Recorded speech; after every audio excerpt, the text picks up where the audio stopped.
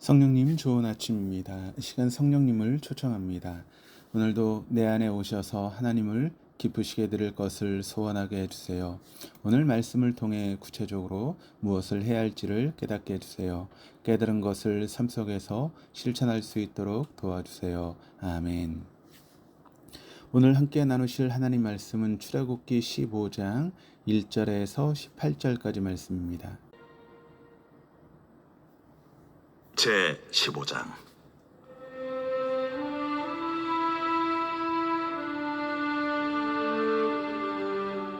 이때에 모세와 이스라엘 자손이 이 노래로 여호와께 노래하니 일렀으되, 내가 여호와를 찬송하리니 그는 높고 영화로우시며 말과 그 탄자를 바다에 던지셨음이로다.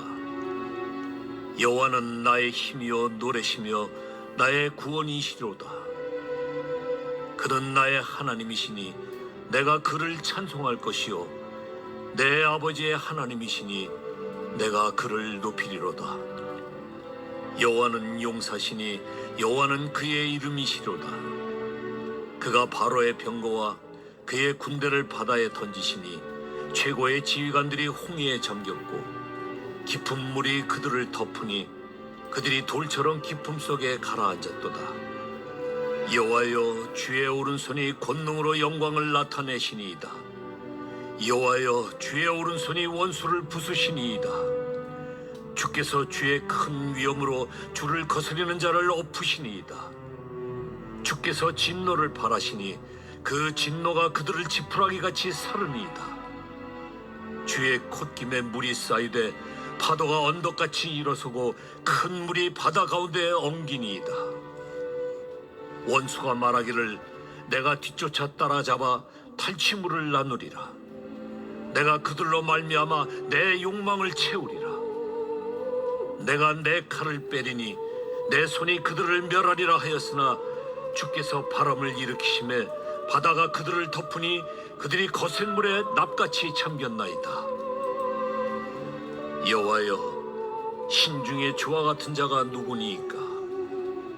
주와 같이 거룩함으로 영광스러우며 찬송할 만한 위엄이 있으며 기이한 일을 행하는 자가 누구니이까? 오른손을 드신즉 땅이 그들을 삼켰나이다.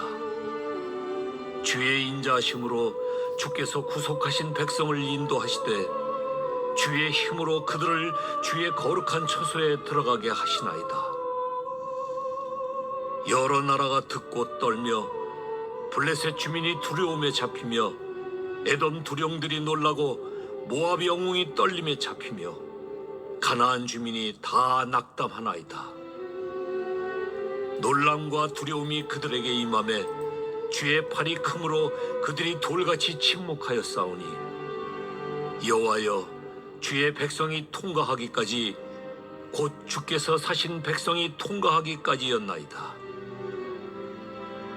주께서 백성을 인도하사 그들을 주의 기업의 산에 심으시리이다. 여호와여, 이는 주의 처소를 삼으시려고 예비하신 것이라. 주여, 이것이 주의 손으로 세우신 성소로소이다. 여호와께서 영원 무궁하도록 다스리시도다.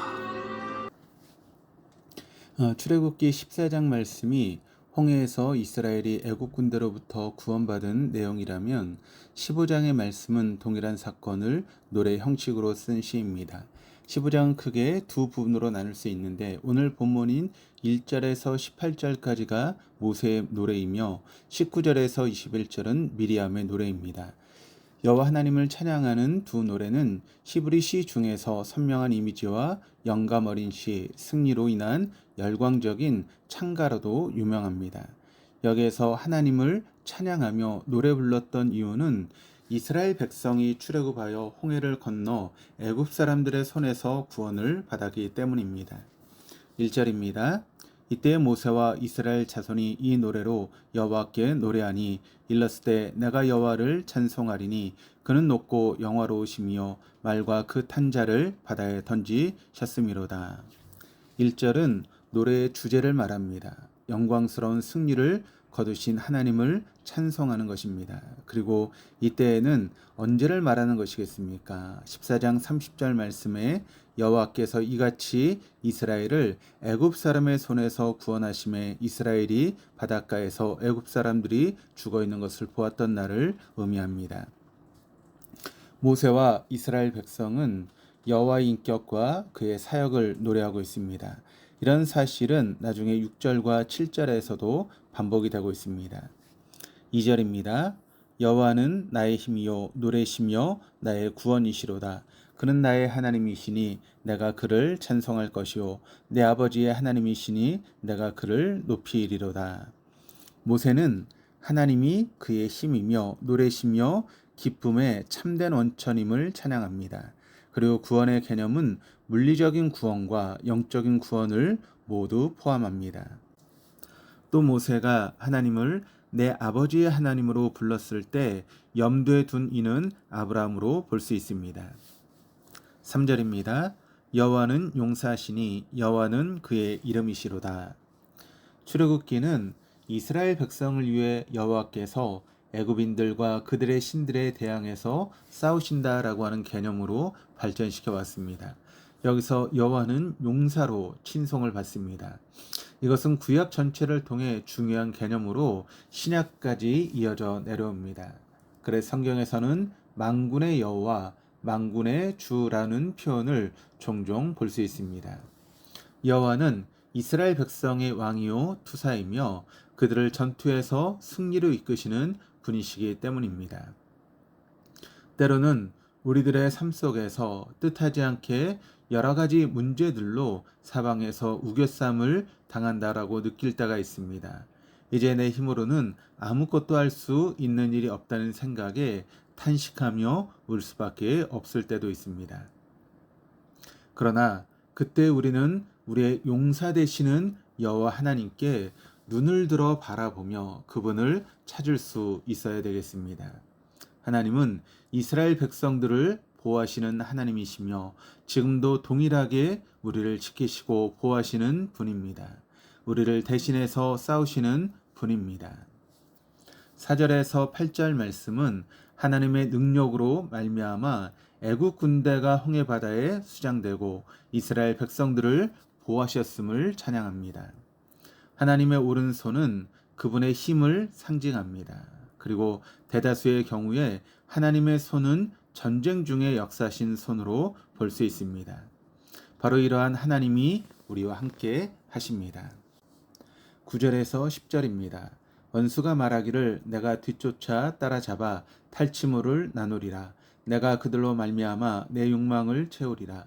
내가 내 칼을 베리니 내 손이 그들을 멸하리라 하였으나 주께서 바람을 일으키심에 바다가 그들을 덮으니 그들이 거센 물에 낚같이 잠겼나이다.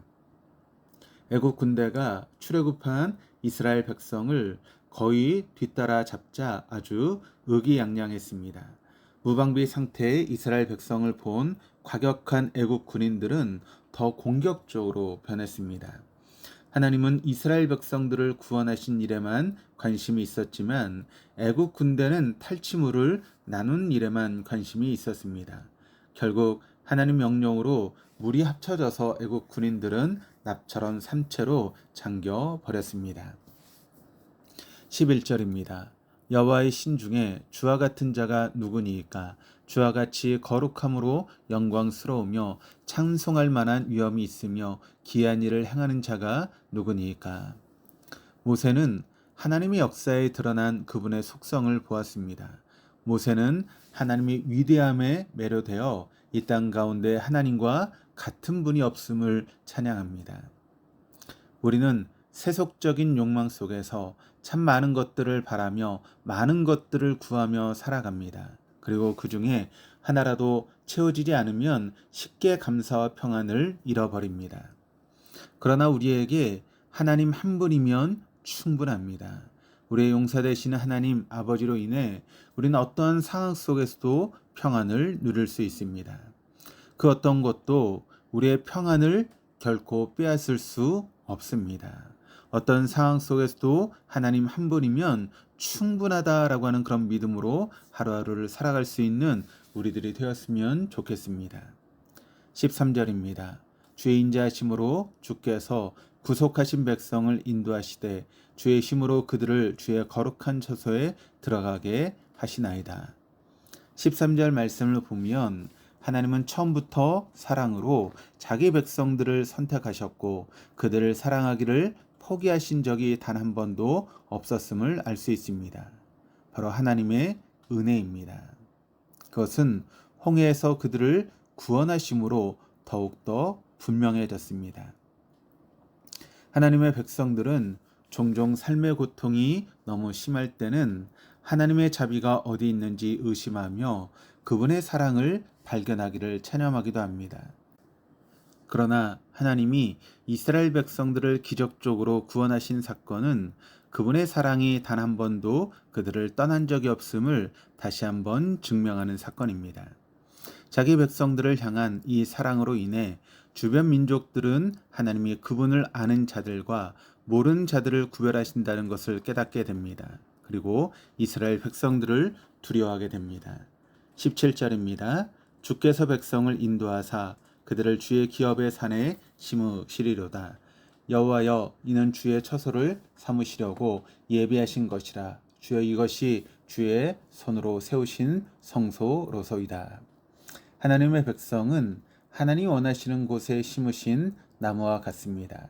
하나님은 아브라함을 갈대아 우르에서 옮겨 가나안에 심으셨습니다. 그리고 지금은 이스라엘을 애굽에서 파내어 새 땅에 심으려고 하십니다. 그리고 그곳이 하나님의 거처가 됩니다.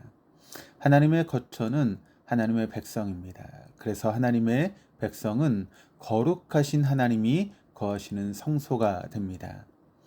하나님 지금도 그리스도를 통하여 우리를 세상에서 옮겨와 새로운 삶의 영역에 심으셨습니다. 그리고 그 심긴 나무인 교회 안에 거하십니다. 그래서 예수 그리스도의 제자 공동체는 하나님의 거룩한 성소가 됩니다. 사도 바울은 에베소 2장 20절에서 우리가 성령 안에서 하나님이 거하실 초소가 되기 위하여 그리스도 예수 안에서 함께 지어져 가느니라 라고 말씀했습니다. 즉 우리는 성소를 짓는 사람들입니다. 우리 모두가 하나님의 성소를 정성껏 잘 지을 수 있도록 늘 깨어서 노력해야 하겠습니다. 18절입니다. 여호와께서 영원 무궁하도록 다스리시도다 하였더라. 모세의 노래는 여호와로 시작해서 여호와로 끝이 납니다.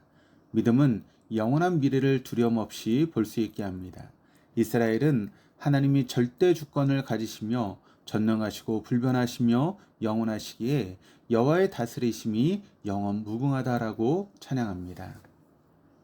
오늘 살펴본 1절에서 18절까지 모세의 노래는 출애굽기 전체의 신학을 요약하는 말씀으로 볼 수 있습니다. 여러 주제들이 복잡하게 얽혀 있지만 전체적인 강조점은 하나입니다. 바로 여호와 하나님을 찬양하는 것입니다. 우리는 용사 되시는 여호와 하나님만 눈을 들어 바라보는 것입니다. 하나님 한 분이면 충분하다라고 고백하는 것입니다. 여호와 하나님은 그분의 백성을 구원해 주시고 보호하시며 세우시는 분이십니다. 모세는 다른 어떤 것과도 비교할 수 없는 여호와 하나님만을 찬송하고 있습니다. 우리들도 하나님이 아닌 다른 것들을 바라보며 넘어지고 후회하는 일이 없어야 하겠습니다. 우리 모두가 회개에 합당한 삶을 살아가며 참된 제자로 주님의 제자로 살아갈 수 있는 저와 여러분 될 수 있기를 주님의 이름으로 축복합니다. 기도하시겠습니다. 하나님 아버지, 어떠한 상황 속에서도 눈을 들어 하나님 한 분만을 바라보아야 하지만 늘 두려워하고 염려했습니다. 막다른 길에 이르면 제 앞에서 바다를 가르칠 것을 전혀 기대하지 못했습니다. 주님의 능력을 망각했습니다. 우리들의 어리석음을 용서하여 주시고 늘 우리의 용사 되시는 여호와 하나님 한 분만을 바라보게 하여 주시옵소서. 매일매일 하나님 한 분이면 충분하다라고 고백하며 주님의 참된 제자로 살아갈 수 있는 우리들이 되게 하여 주시옵소서. 감사드리며 예수 그리스도의 이름으로 기도드립니다. 아멘.